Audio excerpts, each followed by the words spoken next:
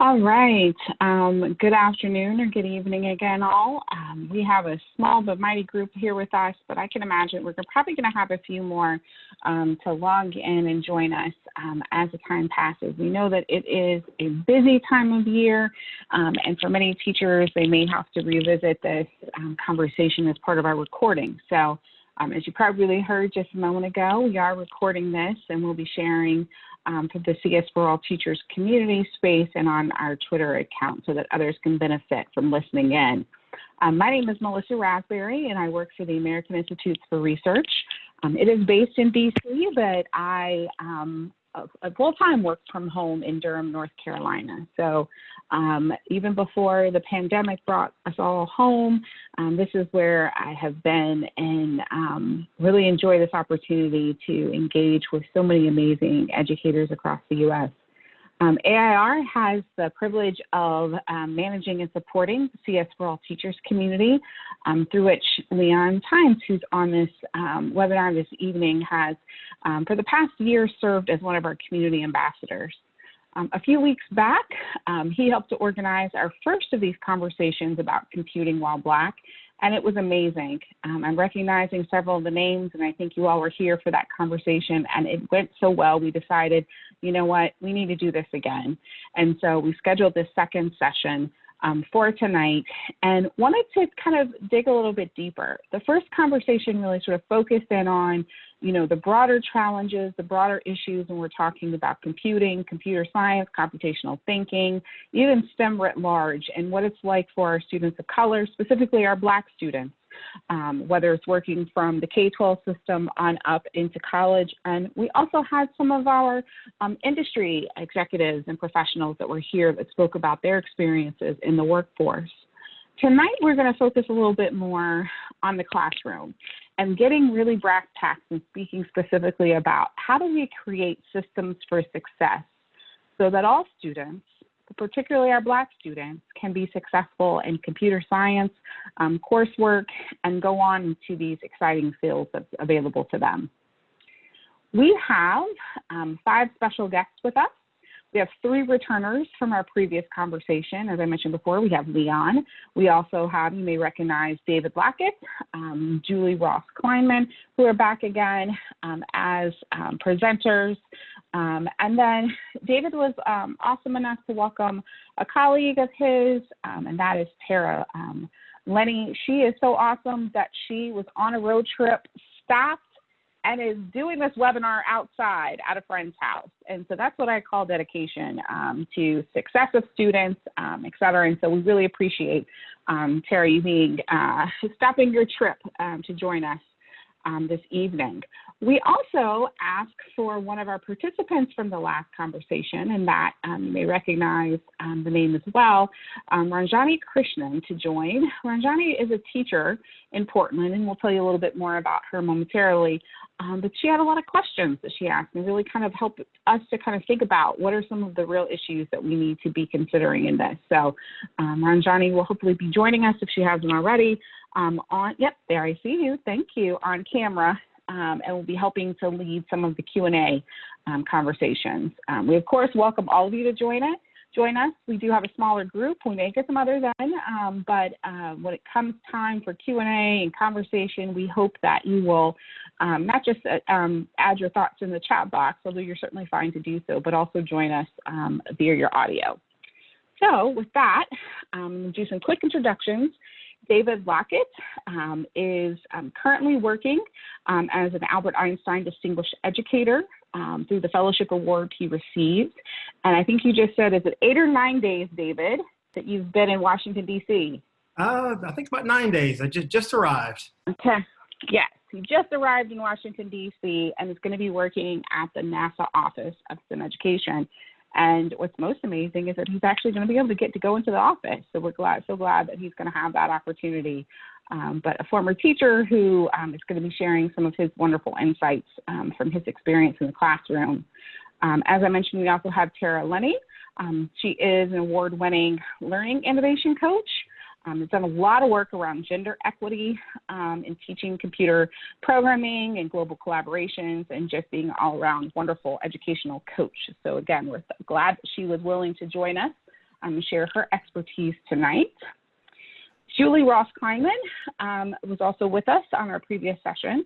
And Julie is currently working on a dissertation, I believe, that comes to us with many years of experience, particularly around the issue of instructional technology and how it can support teaching and learning, and just how we can all do better in terms of serving our community and sharing what we learn with others. So thank you, Julie, for joining us.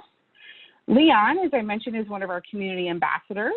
And had been serving in this role for the past year. Oops, apologies for that. Have been serving in this role for the past year with the CS for All Teachers Community of Practice. He teaches technology to K-8 students out in Phoenix.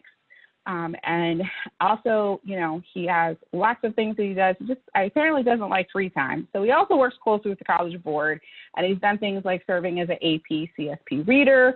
I think he's also done facilitation of training, just all around great opportunity to learn from him and his work with students all across the spectrum, from working with K-8 students, but also supporting those in the AP CSP program. And then finally, as I mentioned, Ranjani is a mathematics and CS technology teacher in Portland. She has taught anything from 6th grade math on up to first year college math, and likes to use the principles of a thinking classroom. So we're so appreciative of Ranjani of joining this conversation and helping us to kind of dig a little deeper into these issues. So the way that we have things set up tonight is we're going to ask each of our presenters to share a few strategies that they've used in the classroom, particularly focused on creating those systems of success for Black students. And in that conversation, we wanted to make sure that we have some guiding norms. And you all did a great job with that in our last time that we were together. But to just recap, we want to make sure we're listening for understanding, or respecting differences of others, assuming good intentions, and just generally being kind, which frankly, I think these are great norms for living our lives in the world. But as I mentioned, each of the presenters will be sharing their strategies, and then once they have a chance to do so, we'll open it up. We're going to give Ranjani the first opportunity with questions after the presenters, and then we'll open up to the broader audience if others have questions. So with that, I'm going to turn things over to David to begin our discussion of strategies. So David, take it away. Hey, thank you, Melissa. Very excited to, again, join this panel, share some strategies that we can use in our virtual or blended classrooms, or, you know, however we're returning here in the fall. I know we're always looking for new ways and new strategies that we can integrate. One strategy that I always like to integrate is, how can we make those real world connections? How can we extend our time so students can make better decisions, so they can be introduced to a variety of new curriculum and new multimedia options and opportunity? You know, student engagement is what we're always looking for. You know, we want our students to be engaged. We want them to work hard. You know, we want them to remember what they're working on. We want them to, you know, make that connection to, you know, something new and something that's different. You know, in creating these real world connections and these experiences, you know, you're embedding, you know, all kinds of multimedia projects into context, so your students can learn and practice new skills. Some of the skills that are listed there, obviously coding skills, skills that are geared towards STEM and robotics. These skills can help students, you know, help them gather, help them present, help them solve problems. When I think about real world connections, you know, you want to make a strong element, so you motivate all students. When I was going through school and, you know, being introduced to STEM and computer science, it was always guaranteed that my instructors had that real world component, because, you know, they wanted to connect it. They wanted to make the projects worthwhile. You know, it was about more than the grade. And integrating those real world approaches and motivating all students, you know, it gives them, you know, that matter of perception, so they can understand that, hey, we're in the real world. This is our playground. You know, we're going to connect in a way that's worthwhile and that's interesting. So it's definitely, you know, an approach that, you know, can motivate all students. You know, you're you know, bringing equity into the equation as well, and you're creating a connection, that they find worthwhile and interesting. Thank you, David. I have a question to start, and then Ranjani, I'll open it up for you and others as well. David, with this strategy, I can imagine is sort of something that could be helpful for all students. So why do you think this in particular helps our Black students succeed? What is it about kind of the real world connections that kind of allows them, opens up opportunities for them, or helps them see why computer science might be important? They can look at the various challenges. They can look at Mars rover launches. They can look at, building Mars rovers, and they can see why computer science is important in that aspect. They can code. They can code with Tinker. They can code with Scratch. They can see these real world connections, and they can say, hey, this is something that connects me. This is something that's worthwhile. Not only am I having fun with it, but I'm learning a skill that might one day, I might be an astronaut.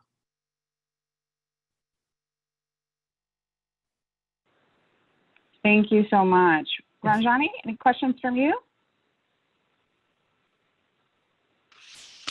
You mean regarding David's ideas? Yes. So David, I really appreciate your suggestion of trying to put that lens of external, real world context in every assignment. In fact, every time I write one, I try to ask myself that question, and the answer is not always yes. Like, no, this is not always applicable. But it would be nice to have like a repository of examples that teachers could collect and put in one place and borrow from. For instance, since you have connections with NASA, perhaps you can give us some ideas, or you can point us to some resources where we can take those examples and put them into our coding classes. Definitely. Not to give you more homework, but I am a teacher. Oh, definitely. I'll share some in the chat as well. There's NASA STEM at Home. There's NASA CS Ed.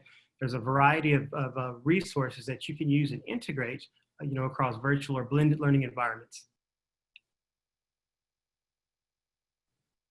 And this is Leon. I would like to +1 all of that, and it doesn't have to be as broad as NASA. You can have NASA and maybe space exploration, SpaceX. You could have all of those wrapped into one particular thing, but you also have, contemporary issues that you can deal with as well. I think NASA right now is definitely a contemporary issue, but, like some of my kids were working on wearables for homeless population here in Phoenix specifically is pretty bad.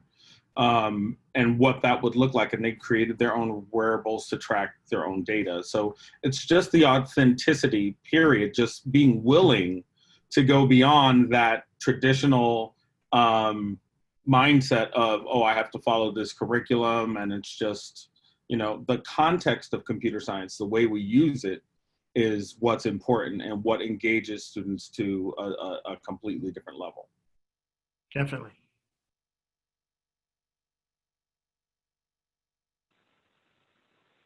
Thank you so much, David. I really also wanted to +1 a comment made by Regina in the chat here. Regina, if you are able to unmute, I'd love to hear a little bit more from you about your comments related to the relevance and how that helps to promote motivation. Oh, no worries, no worries. Just want to provide that opportunity. So to follow up on that, like making it relevant and helping them to empower to solve issues in their communities. And I would think too, like part of this as well is, in the work that I've done with young people, not specifically in computer science, but sometimes I think just providing them with opportunities and kind of exposing them to jobs that they probably didn't even know existed. That's what's always huge for me, of like, whoa, wait, you mean there's somebody that has to do such and such? Like, I never even thought about that. Like, those are possibilities. And certainly, I think for students of color and Black students, if we can have, show them people who look like them, even better, and show them, representation of it matters a whole lot, seeing others who look just like them or have had similar experiences being in those positions. So that's really critical. So thank you, David, for those ideas. Up next, Melissa, I'm sorry.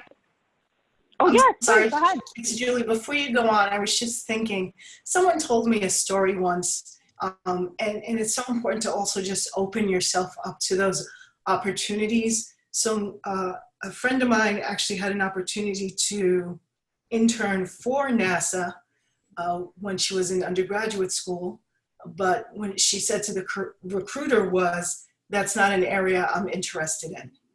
He was kind enough to look at her and say, but this is NASA and there's an opportunity for you to have an internship. And it took her a minute to process that. And he was kind enough to say, take the opportunity. You never know where it's going to lead, and you never know who you're going to meet. So to be open to those opportunities that you think, this might not be something I want to learn to do. You know, maybe I don't want to be an astronaut, but there are so many other skills that you're going to learn, and there's so many other people and connections that you're going to make.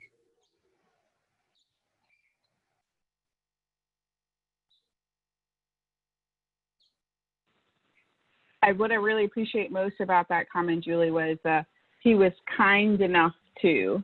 So taking that time and not just writing someone off immediately if they perhaps, you know, okay, what do you mean you're turning down NASA? Who turns down NASA? You know, instead of taking that perspective, but using it as a teachable moment to try to support, I think is wonderful. So thank you with that. All right, I'm sure we'll add on to this more as we continue. So Tara, I'd love to hear a little bit more from you about your strategy and thoughts on what we can do, particularly around issues of gender equity. Definitely. So one thing, so I'm the author of Code Equity, King Girls into Coding, and there'll be like other books around equity in coding and CS upcoming. But I think one thing to consider is the digital equity aspect of, now that we've gone into remote learning, do we have an inside view of what our students' homes look like? Because their homes are now their classrooms. And there's a lot of talk of community schools being built, of neighborhood schools being built. And what those are is when the privileged kids go to one house to learn about something from that house. We don't have that in our Black and Brown and POC communities. And if we do, we don't have it to the extent that it exists in other communities. So how are we understanding the home environments of our students at the beginning of the year instead of having it as an afterthought, so that we can plan for instruction? Like, how do we know that they have devices and access at home? How do we know that they're not the oldest child babysitting the 5 younger children in this whole, and they can only commit 1 hour a day? When we look at our students, we need to understand what their, especially now, what their home life is like, because there is that overlap between home and school, but oftentimes there's not this boundary where there's a separation between home and school. So that's one major thing, especially around gender equity. It's not always the girls that are babysitting the kids, but oftentimes it is, you know? It's not always, it's just often. Sometimes boys are in that role. Yeah, and in terms of curricular materials, kind of adding on to what David was talking about real world instruction with CS integrated into that. If you look at things like the Sustainable Development Goals, they have a goal completion date of 2030. Like that is when we hope to have all of these 17 goals completed. Why not empower students to use CS as a way to approach those goals and find out where those goals exist within their own communities? There's ones around clean water and clean energy. There's ones around sustainable cities and communities, right? So instead of saying, here's the book of CS and we're gonna go through this lesson and this one, looking around the community that you live in and that your students live in and saying, hey, here's a problem. Even going on social media and saying, hey, here's a problem that keeps happening. How can we design something that fixes or solves that problem? Because a lot of times, especially with girls, if you just say, hey, we're gonna build this game, not every girl is tapped into, hey, I wanna play video games and destroy things, right? So if you more hit into that side of, can we find problems and can we create solutions for the problems, then it centers on all students, because in the future, we don't in 2030, we don't want all kids to be gamers, right? We want them to be problem finders, and we want them to be problem solvers. And if the way of doing that is through a game, then that's one thing. But getting them to really understand the empathy of people, and to find the purpose in themselves.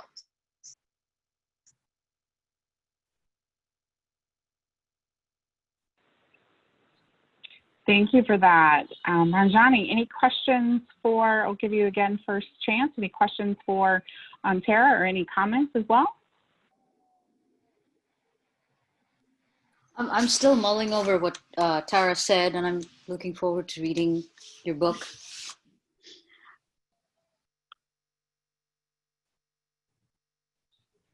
I think I want to jump into the first big piece that Tara introduced about the inequities, that of course COVID just pulled the whole cover off of, that we do have a lot of inequities at home while we're doing this distance learning. I know particularly in my particular area, there's maybe one device for 4 kids. So how are they supposed to exist in a synchronous space when all their schedules are overlapping, because institutions are assuming that each kid has a device, and that's not necessarily the case. When you have, good Lord, I know that one of my families has 7 siblings, all at the school. That's impossible. It cannot exist in a synchronous space. So even from instruction design, we have to start using empathy, and I don't think we do this enough. It was a great buzzword a few years ago, but it sure isn't happening right now. So, you know, some of the ways I'm mitigating inequities, because I am existing in a space where 98% of the population in our school is Hispanic. So I'm dealing with an like a geographic inequity. So if we go to like some schools in the suburbs, they have just about everything and the teachers don't know how to teach it. Not my problem. But we are working with trying to level a more broadened playing field. And I do that through grants. We just did a 1-to-1 STEM kit for each student from 5th grade up, which will exist of microbits and sensors and all of these other things. So the activities that we do online, we can do home. And even if they're in the classroom, you know, it's much more safe for every kid to be assigned a kit, not to share, but to be assigned a kit.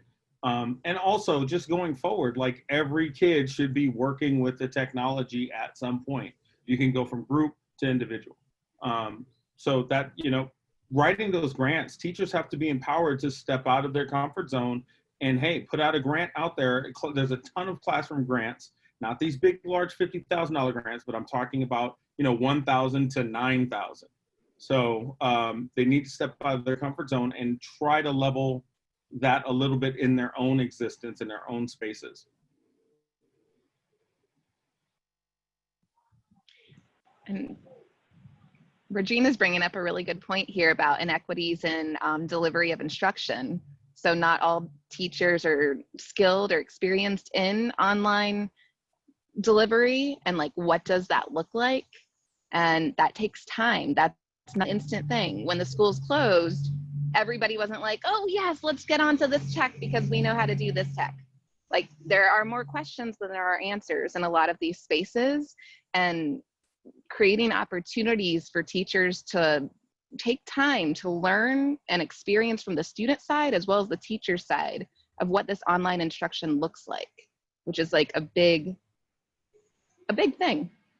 How about this, Regina? How about we just go ahead and buy a new platform over the summer, and I'm going to give you 2 weeks of very boring instruction and no access to the actual platform because it's not live with IT yet, but by a certain date, you've got to be able to do it flawlessly. That's the kind of PD that I've seen it from here all the way over to, you know, to the East Coast. Everyone's struggling with that. The PD is just not good. They're just throwing things in place for check boxes, and it just, you know, if the PD is not good, the teachers are going to be, you know, resistant to use it. I mean, it is what it is. Or this year they're going to be frustrated and leave. And what usually happens also, I mean, I'm looking at your shirt, didn't have the conference this summer, but most of the time companies come out with the new improved version over the summer. So I just figured out how to use Google Classroom, and then you go and open it in September and it's like, wait, where'd that button go? Well, because we redesigned it over the summer. Mm-hmm.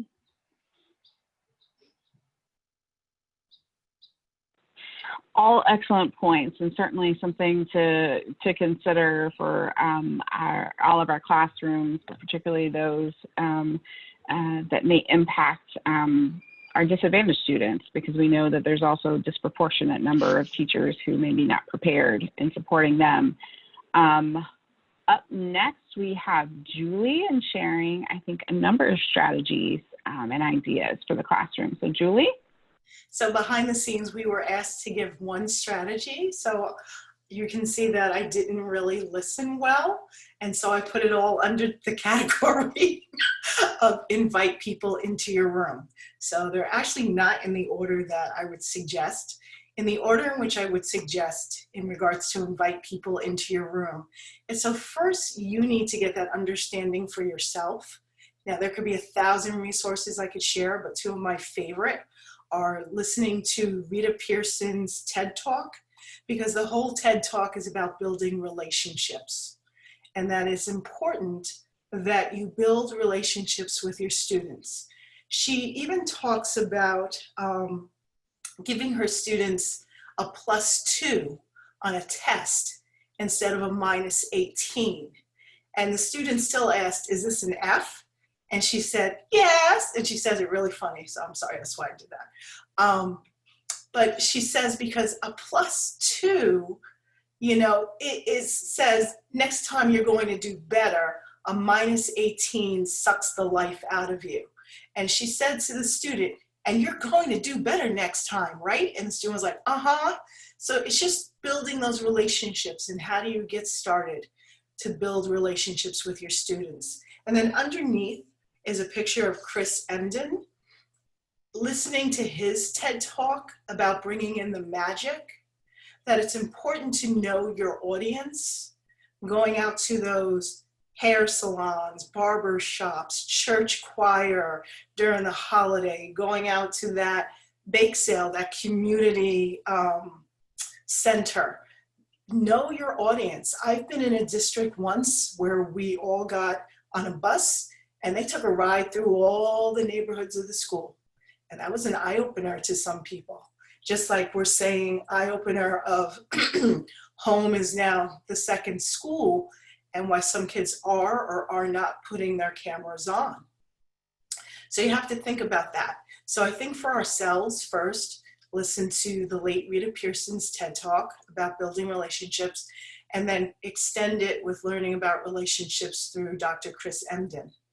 Then the other way I feel you can invite people into your room, all the way to the right, Tom Murray put together, and I do not believe he did it alone, he did it with a company of people, but it's a free library of images celebrating all students, so that when you have posters in your room, and you should be taking pictures of your kids, but if you don't have a nice representation, go someplace where you can find that, and now there is a place. I've seen clip art, and I like the clip art that I saw, but I like this better because it actually has the faces.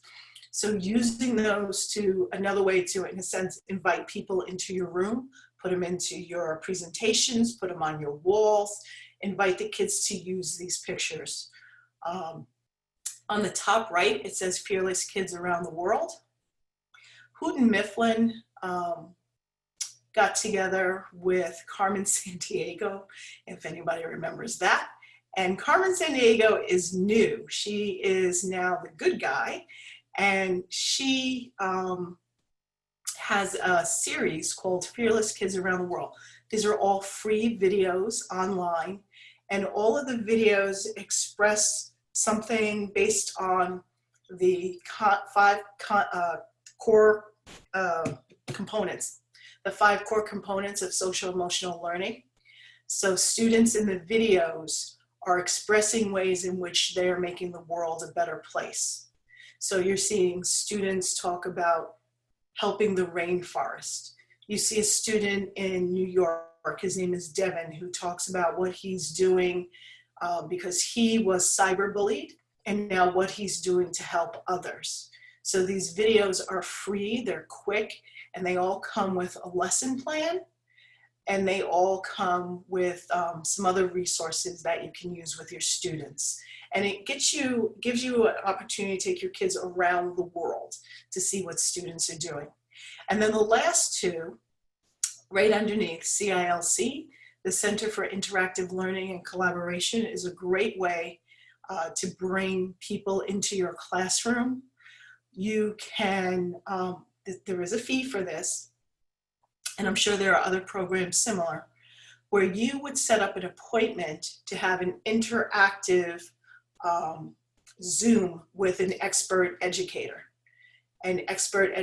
from wherever in the world.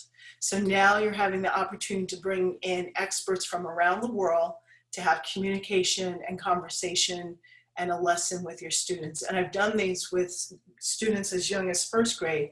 They're all interactive and they're amazing. Once you pay for the course, they will send you all the materials that you need for the lesson. I've done this with making masks, with all kinds of fun things. And the last thing I wanted to share, and thank you for letting me kind of cheat a little bit there. Another way to bring people into your room is books. But please bring in the books that were authentically written by the people that they're talking about in the book. So I love this book, The Proudest Blue. And so we're talking about a young student who is looking up to her older sister, and it's now her turn to have the ability to wear a hijab. And this is written from the first person. So looking at text, being really mindful of the text that you have in your room. I mean, I know I've read some books and then you go back to them as an adult and you're like, that's not really culturally appropriate, but we've been reading this book forever. Think about that. Think about the book list that you're sharing. Think about the book list that you have in your room. Look for books that have been written in first person authentically. So those are some of my shares. That is absolutely one strategy, Julie. I totally agree. Like there was no cheating involved in that. One strategy, just multiple tactics to get to the strategy. We'll go okay. All right, sure. Yes. So I'm all about bending the rules. So no, I appreciate that. Any thoughts or reactions from the panel related to this? There were lots of great things shared. Hey, I can add in, depicting, a variety, of media for your students to be represented. It's essential. When students are working on projects, whether it's, Python projects, whether they're coding robotics, they want to be able to, see a good representation of themselves. If they don't see that, they're going to be discouraged. They're not going to have, that motivation to say, hey, if this is something I can do, where is that representation? So, having that representation throughout your projects is definitely essential. David, I'm going to take a look.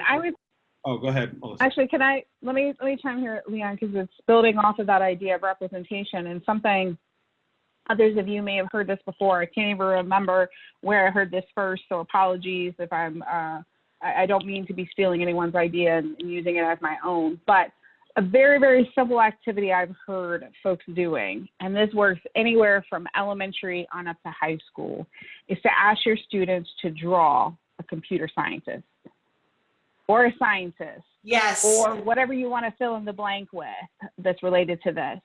And how often do you get the pictures of kind of the mad scientist, old white man, squirrely hair, lab coat, the pocket protector, and then instead having them hold up mirrors and saying, no, looking at you are a computer scientist. And then it's giving me chills even thinking about it, of like being able to change that understanding of going from it not just being this kind of caricature, if you will, or, you know, cartoon version of what a computer scientist looks like, or a scientist in general, that thing, but really helping them to see, no, this is you when you are learning to program with Python, when you are coding with your Sphero, when you are being a computer scientist. Again, doesn't matter if you're in elementary or on up to high school, but helping to broaden their perspective with something just as simple as that activity of having them to draw, and seeing how the mind shifts, and noticing how they start to see so many similarities, and then unpacking, where did they get these ideas from? That it has to be a man, that it has to be a white man, it has to be an old white man, you know, or whatever the case may be, of just seeing how many similarities are there, and kind of digging into that conversation. So, Leanne, I'm sorry, go ahead. No, I'm sorry. I was going to say, I really saw that come to life when I worked in Connecticut. I was fortunate to co-teach STEM with another female. And so when they left us from 3rd grade and they went on, the science teacher, their next science teacher, did ask them to do that. And the first year, that's exactly the picture that came out. But as the students were coming through us, the pictures started to change, because now they saw 2 women teaching science, and we would refer to each other as professor. And it really started to change their mindset, because, just like others have said, they saw the opportunity to see someone who looked different. Tara, I'm gonna kind of ask you a question, because this kind of relates, and you know I've been in CSTA, ISTE, a lot of those CS spaces for a long time as a Black educator, and usually the only one in the room. Mm-hmm. This whole slide that Julie has right here pertains to educators that are willing to take that step to diversify their classroom and promote equity and inclusion. What do you think about those ones that we've seen? You've been at the same conferences that I have, and they almost refuse to discuss equity, inclusion. They're going to continue doing what they've done for 20 years. And and it is exactly what Melissa says. It's that middle-aged white dude with the crazy hair or the crazy, outfits from 1980. How do we get, what do we do with that? Because Julie's fine, David's fine, Melissa's fine, and a lot of these educators are fine. Yeah, Regina, yeah, I see you in the chat. Yeah, we were both like, what is this? At our first CSDA, we were like, it was literally shell shocked. We looked at each other and we're like, where are we right now? What do you think? Because you've been in the same spaces. I have. And with CSTA, one thing that I can say is that I attended the conference for the first time this summer, and I knew better because I had heard from people in my network, and people look at me and they think, oh, you're white. I'm like, no, actually I'm biracial. So watch out. But at the CSTA conference, I saw something that was like really enlightening this year, that anybody who was a new goer would not have known any better. And that is that there was consistent talk of equity and diversity in CS.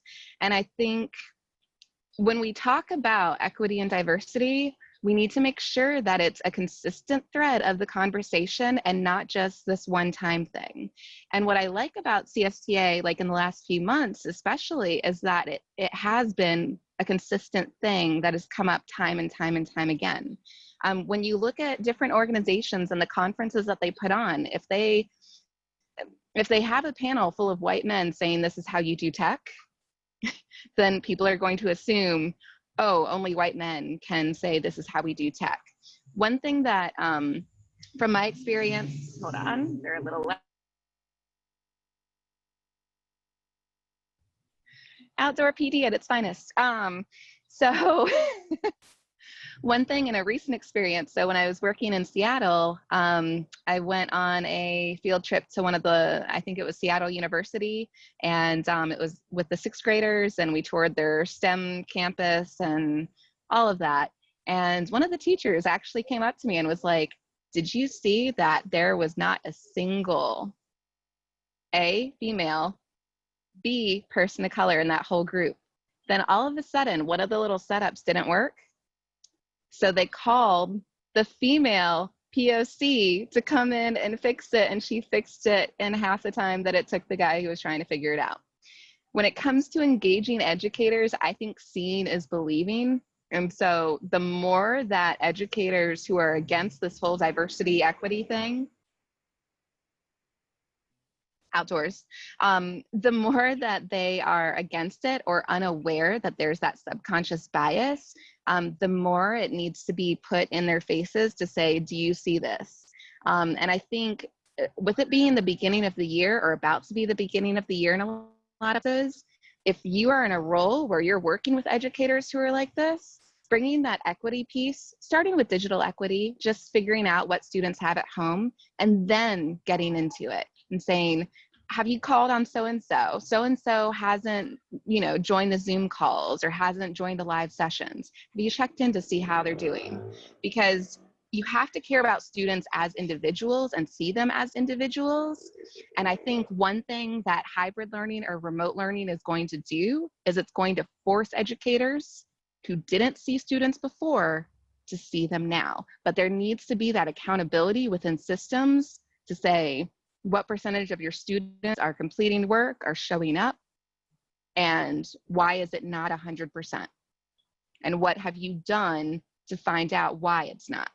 And I think that's the way that we get into the equity aspect and the diversity aspect in CS.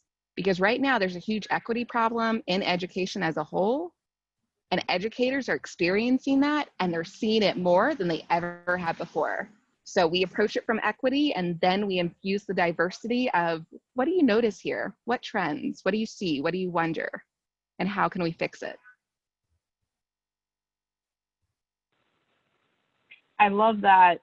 What are the trends? What do you see? What do you wonder? And having it as an open-ended conversation like that, that allows for folks to be able to, kind of not be on the defensive, but really kind of think, ponder, reflect, and, kind of see where they go from there.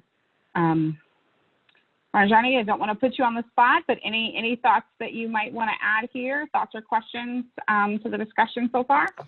I'm not trying to be difficult, but there's a lot of information coming at me. I'm just trying to take it all in, and I'm not trying to be deliberately quiet or something. No. I love all of the suggestions. I mean, I already kind of got exposed to Julianne's suggestions by email.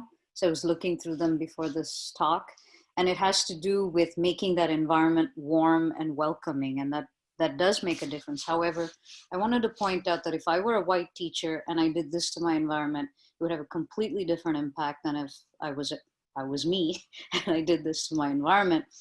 Because for some reason, my students of color see it as more genuine when I do it. Whereas even if the white teacher has the best intentions in the world, there's a certain amount of distrust, and they're going to wait till they can give that teacher their trust. So that's just something I wanted to point out that I've noticed. I can say I can agree with that for majority of any teacher anyway. It's students are going to test and try until they recognize that you are real. And that's exactly what Rita Pearson talks about, that being real. I mean, I do hear what you're saying, and I can understand that, because as a person of color, I can sometimes pause, like, are you being authentic? Because it seems really nice, and I'm not necessarily always used to that. How sad as that sounds, but true. So I can understand that. But, you just, so we have to then all support all of our friends, all of our allies, and just support them as much as we can. But I hear what you're saying. I do hear that.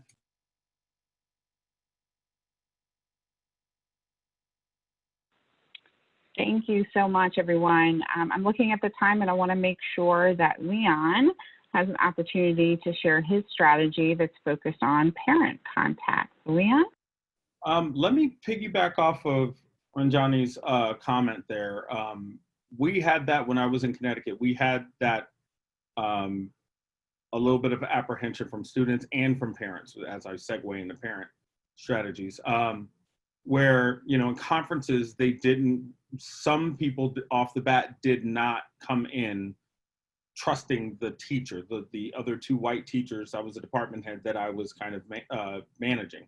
So what I would do is we specifically chose which parents I was going to sit in with them to help them kind of gain that trust. So they heard it from me, they heard it from the teacher, so then it must be what it is. So just to help build that confidence, you know, usually in our conferences, Q1, and then from then it was downhill. It was good, but sometimes agreed, you need a space where multiple teachers, you know, where you have a white and a black teacher, or Hispanic and a white teacher, or whatever it is, to work together sometimes to kind of break down those barriers of communication for both the student and the teacher. And it really does work. But yeah, their trust comes from something that I'm going to steal from Julianne, Chris Emden's educational violence. Our kids come to us, especially our kids of color, come to us with negative experiences that are attributed to their race. Let's not forget that. Like, you know, it's not the first time they've been called the N-word, or they've been told they're here because of an educational quota, or, you know, go back to the hood or something like that. It's not for the first time these comments have happened to students of color. We have that coming into the situation that we're in now. So we need to make sure we understand where that apprehension comes from. It doesn't feel good. I was a victim of it. Probably half the panel was a victim of it. And, you know, kids shut down after stuff like that because they don't really know how to deal with those societal things that they haven't even been introduced to formally yet. They haven't experienced those things. So parent contact, big thing for me. Why should my child take this class? And there's another question after that, but why should my child take this class? The parents don't know what CS is. Let's say that again for the people in the back. They don't know. They don't know. They're like, oh, those crunchy coders that we see on, you know, what was I just watching? One of the Chicago shows. I think it was a cop show where the CS guy was in a booth somewhere. He was in a little closet with you know, that's what they think. And that's what America portrays as computer science. They don't understand that computer science is inherent in everything we do now. Everything we do, whether it's you want to turn on a blender in the kitchen, there's a microcontroller and a circuit in there that's programmed by someone in computer science. So I think it's up to us to demystify that for parents. Why is this important? Regardless if you go into marketing, if you go into advertising, if you go into, you know, public relations, I mean, knowing this content means that you can work in that space that is particularly geared toward people that are working in technology, in a technology field. So you can work for Sony, you can work for, you know, Sharp, or, you know, Samsung, or even the Waymo car, or Tesla. You could have a bigger job than you would normally have. So why should they take that class? We need to be very deliberate about explaining that to kids and explaining it to parents, and also explaining what the field looks like. That no, you may not be a hardcore coder, but you need to understand the context and to be able to be at the table in 2030. In 2030, everything is going to be IoT. We're going to stop calling it IoT. It's just going to be everything. And they need to know that this is an essential part of business now. So CS is no longer this discrete subject. It's actually going to be, by 2030, it's integrated in every single thing that we do, from education to, I mean, it's going to be everything, to power tools, to, you know, just, you know, basic machinery, just everything. So we're going to go into a store and there's going to be our phone. We're going to pass us something that has a little microchip that detects whether we bought that in the last 6 months, and it's going to pop up a little ad saying, hey, you got a coupon. It's coming. It's coming. So I'd rather for kids and parents to be prepared for that, rather than, oh, my child's 18 and I've had this question before. What does he do now? We can't have any more of that in our kids of color. We can't. That is like a non-negotiable for me. We need to make sure that our kids understand what they're doing, and everything, their whole sequence of courses, of coursework is intentional.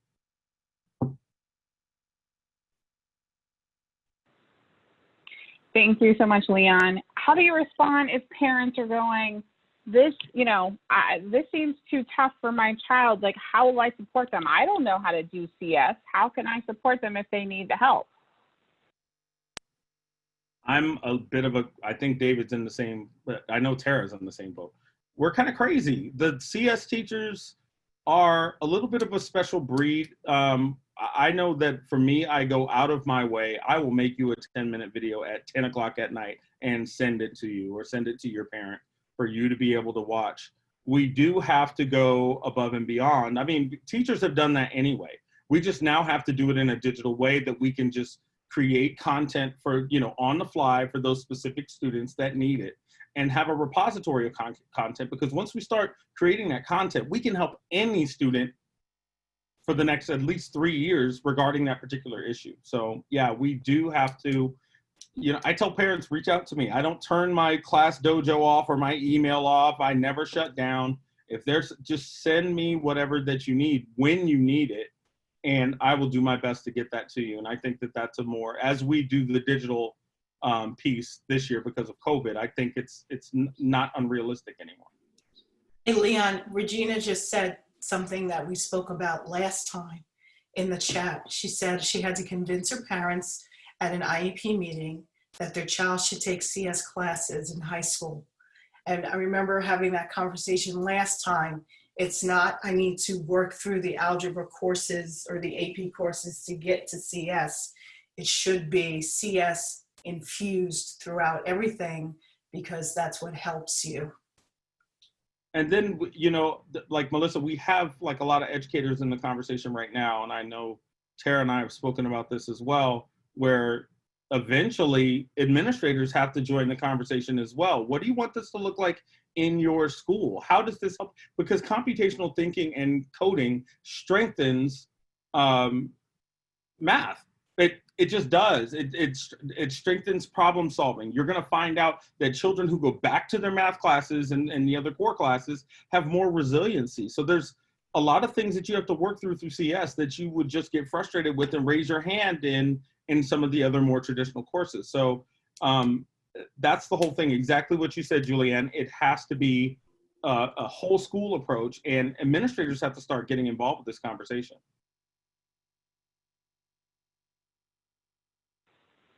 So Regina tells me that she's in a space where she can talk now. So Regina, I'd love for you to chime in. Hi, hi everyone. I just wanted to add about special ed students in CS, especially because there are so many Black and brown children in special ed, and a lot of schools and districts don't think that those students can tackle something like CS. I had students in my class, because it was an exploration class, everyone kind of cycled through, and I had everyone. And a lot of times my sped students were better at, all of the things we had to do in CS than regular ed students. And like I said in the chat, the parents of this student wanted him to go into mechanics because they thought that he had to do something working with his hands. They literally never considered that he could do something working with his mind. His father said that, and was shocked that he did so well, and he did. So I think, yes, we definitely have to educate the parents, but we definitely have to educate the staff members also who see these students.